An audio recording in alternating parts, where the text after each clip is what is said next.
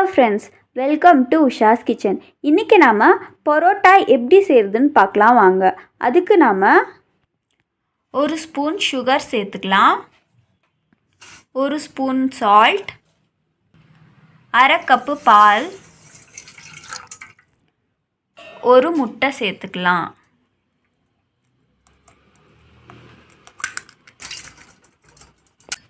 எல்லாம் சேர்த்து நல்லா மிக்ஸ் பண்ணி எடுத்துக்கலாம்.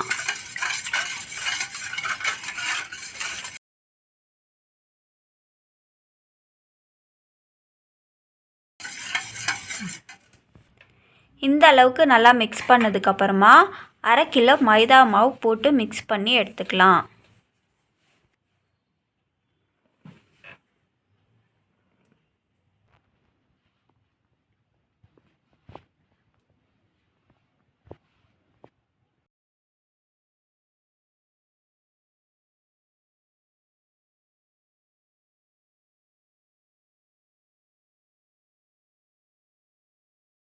கொஞ்சம் கொஞ்சமாக தண்ணி சேர்த்து நல்லா மாவு பதத்துக்கு பிசைஞ்சு எடுத்துக்கலாம்.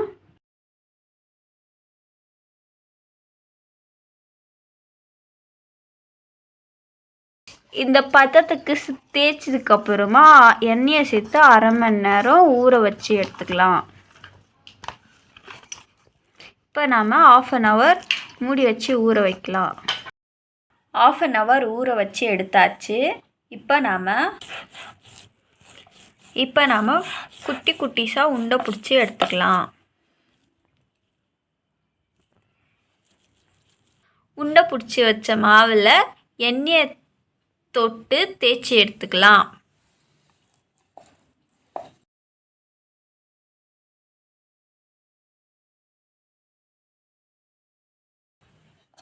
பரோட்டா செய்கிறதுக்கு ரொம்ப முக்கியமானது எண்ணெயை அப்பப்போ தொட்டு தேய்ச்சி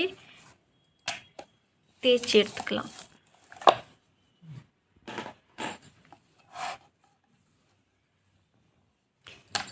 இப்போ நாம் இதை நல்லா அடித்து எடுத்துக்கலாம்.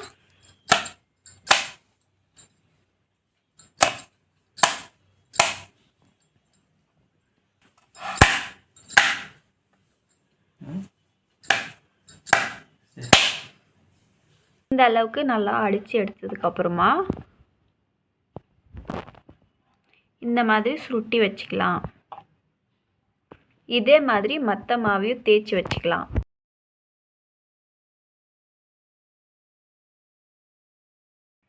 இந்த மாதிரி சுற்றி வச்சுக்கலாம்.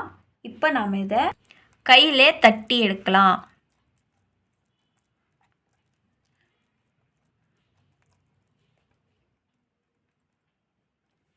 அப்போ தான் அந்த லேயர் போகாமல் இருக்குது. இதை நாம் சுட்டு எடுத்துடலாம்.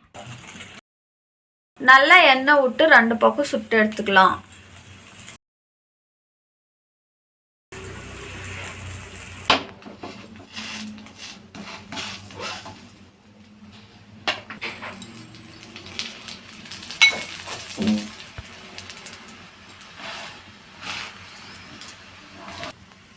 ரெண்டு பக்கமும் வெந்ததுக்கப்புறமா எடுத்துடலாம்.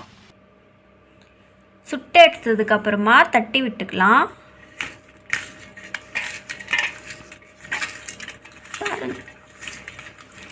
பாருங்க எவ்வளோ லேயராக வந்திருக்கு.